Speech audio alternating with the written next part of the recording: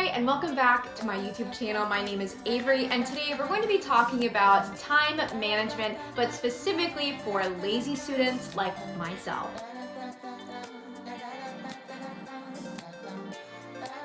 Today we're going to be talking about time management, but specifically for lazy students like myself.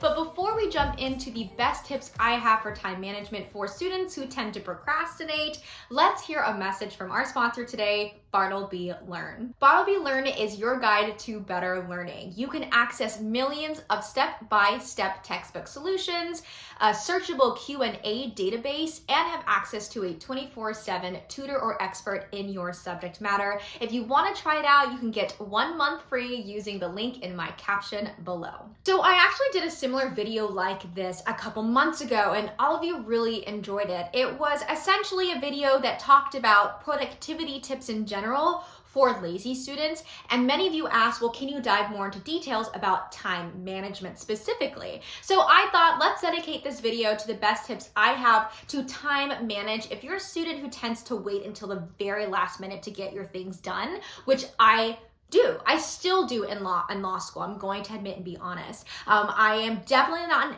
expert on this topic, but I have learned a lot of tips and tricks to really make sure I take advantage of my time so that I don't miss any deadlines as a lazy student. So let's get started. First things first, you want to identify your power hour. I know that sounds really cheesy and cliche. Power hour, like what is this? Put that on a t-shirt.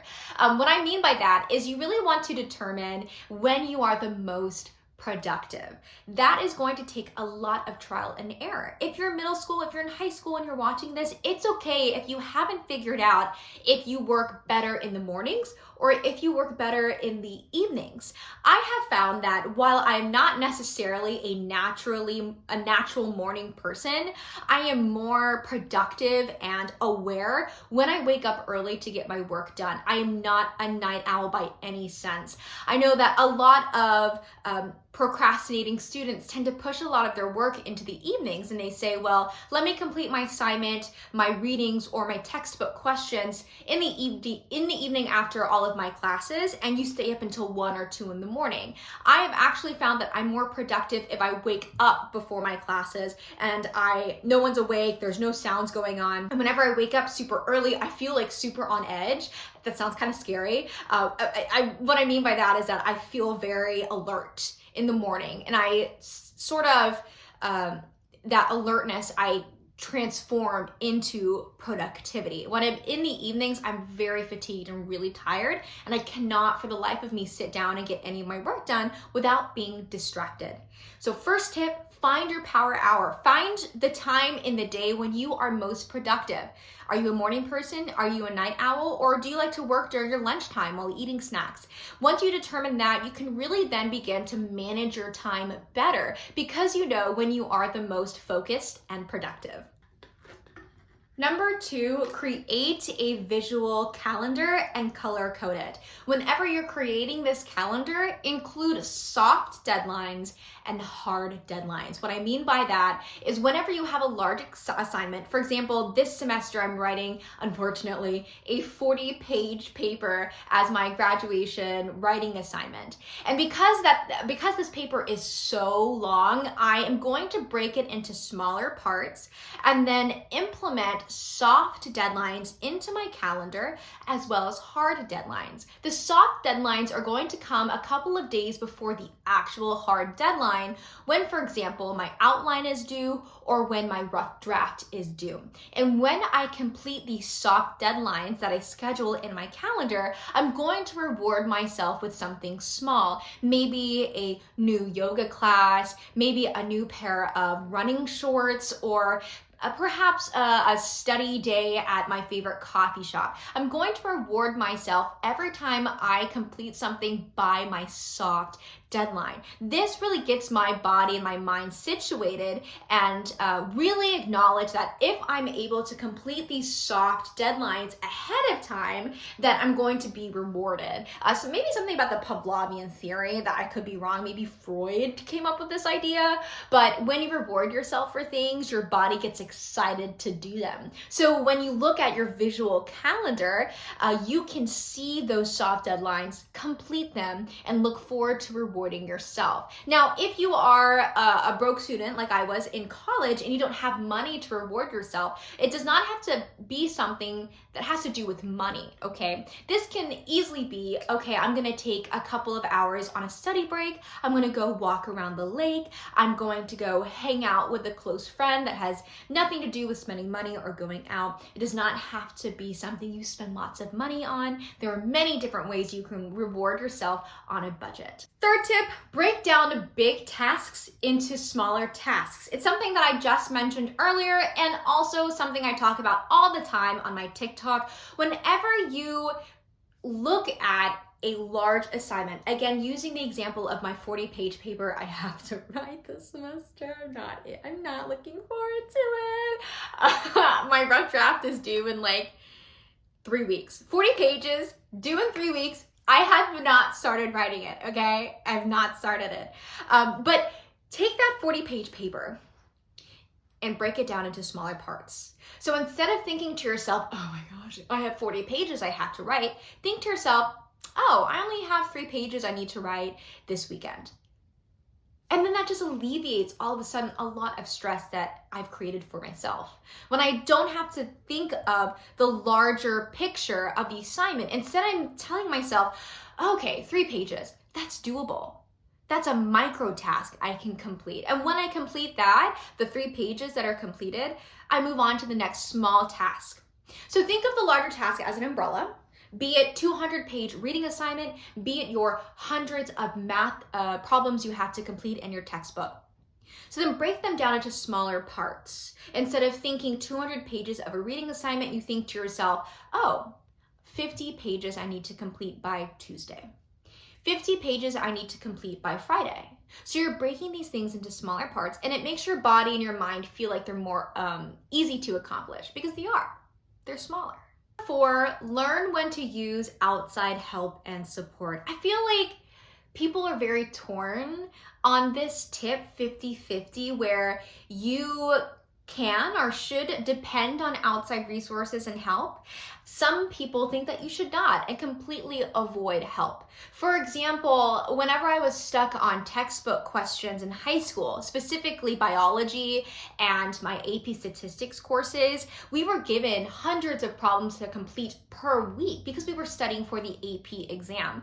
And I got so overwhelmed sometimes, especially when I get stuck on a problem and I, for the life of me, could not figure out what the numbers were doing. I could not come up with an answer. At that point, instead of wasting your time, a couple of hours trying to sift through this problem that you don't have an answer to, sometimes it's more efficient for students who, like myself, try to do these problems a day before they're due to utilize platforms like Bartleby Learn, where Bartleby will walk you through the textbook solution. They're not gonna just give you the answer, okay? Here's where I think the argument and the tension lies between the people who say you shouldn't use outside sources and you should use sources, is that Bartleby Learn provides you with a visualization of how they got to that answer. So you're not just searching for the answer for these textbook questions. You're actually looking, at least I hope you take the time, to read through how they got to that answer. Because for me, as a visual learner, sometimes when I get stuck, the best way to teach myself is not coming to the answer on my own through 4 hours of trials and tribulations. It's seeing someone else do it. Break it down for me visually so I can see their thought process. And then from there, I can emulate that into my own work and hopefully be able to finish it quicker. Next, shut down distractions.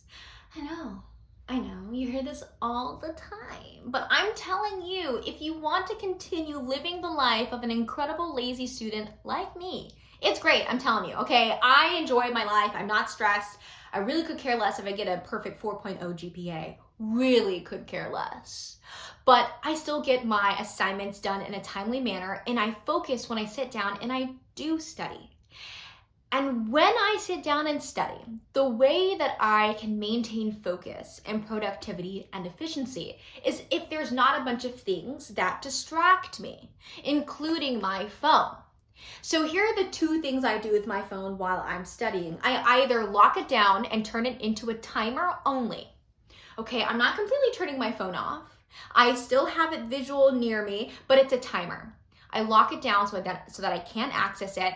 And after the timer goes off, say a 30-minute session, I get a 5-minute break. That's called the Pomodoro technique. You reward yourself every time you finish a long period of studying. And it doesn't have to be 30 minutes. You can start off with 20 minutes. You can do 45 minutes and then reward yourself with 10 minutes. But that's one approach I use whenever I have my phone nearby. The second one, I go live when I study. So that when my phone is propped up and it's filming me while I study, I cannot use my phone. It's not a distraction. It is placed on the other side of my room and it's filming me. So of course I'm not gonna fanoodle with it while I'm studying and getting my work done. Those are two ways that I keep my phone out of the realm of studying. You can download several different extensions that will actually lock down your browser except for one window. That's an extreme, okay? But it is a tip if you are really having a hard time being able to focus on your computer. Finally, if you want to focus more, I recommend a playlist, a reliable, good old playlist that will really get you into the zone. Because sometimes many of us get distracted by silence, actually. Those of us who grew up in the sort of Gen Z, Millennial, Gen X generations, we have lived our whole lives constantly having sounds through our ears because of our phones, right? We're always listening to music, we're always watching TV, we're always on our phones with notifications.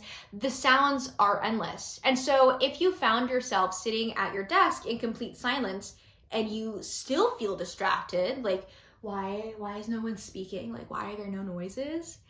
A good, reliable study playlist, surprisingly enough, will really help with your focus because it fills the silence, but there is no words. I recommend that too. A study playlist without words. I do have a playlist that I will link in the caption below. I think it's like classical music I would twerk to. My final last tip for those of you who are lazy students like me, who are really just pushing the boundaries, see how far we can go, like how last minute can I submit an assignment without risking or sacrificing the grade and the quality of the product. Okay, here's my recommendation. And why can't I think of it in my head? Where did it go? Where is it going? Study like someone is filming a documentary of you. Wild. A little chaotic, I get it, but think about it. If you tell yourself, if you believe and convince yourself that someone is making a documentary on you, and these are the moments they're going to put into the documentary when they create it, you're gonna wanna look like you're doing stuff, okay? You're gonna wanna look like you are really invested in whatever it is you're learning or what you're passionate about, your hobbies, the work you have to do, the assignments you have to complete. Romanticize the booty out of that. Romanticize it. It's the best thing that's ever happened to you. The cameras are on the right, the lighting's on the left, someone's got a mic above your head, and you're going in, okay? You're being filmed in 10 times speed. So just if you, worst comes to worst, you are still having a difficulty managing your time when it comes to studying as a lazy student, just tell yourself you're the main character of a documentary. Okay, and it's gonna be a top #1 movie when it's released. And whenever they're filming, you want to look like you're the most productive in the 45 minutes that you sit down to complete your homework. That's it. Do it. Do it for the documentary. Well, that's it, guys. Thanks so much for tuning in for another Tips with Avery. I will leave you with this. I am still in the process of learning how to be an efficient student without sacrificing my life, without sacrificing my joy, my hobbies, my passion outside of law school. And I'm 25. So if you're sitting here watching this and you're 17, you're a junior in high school and you're really trying to figure out what's wrong with me, why can't I study, like what's happening? It's a process, trial and error of really learning how to study and how what approach works best for you. We're all different learners with different capabilities, different experiences. So again, it's all about experimenting and determining what works best for you. If you don't want to make a color-coded visual calendar, no one's holding you to it. But if envisioning yourself as the main character of a documentary will really light that fire under your butt, that's what you should do. If, for example, you can't identify your power hour, sometimes you think it's in the morning, sometimes you think it's in the evening. That's okay. You don't have to figure it all out right now. Slow down. Just slow down. That's kind of ironic coming from me, a student who like waits until last minute. Slow down, don't do anything, just chill out, just breathe. You're gonna be fine. Thanks again to our sponsor, Bartleby Learn. Again, you can get 1 month free on me using the caption below. Be sure to follow me on all social media accounts, and I promise I will post more on YouTube. I'm trying. Have a great day, have a great semester, and good luck.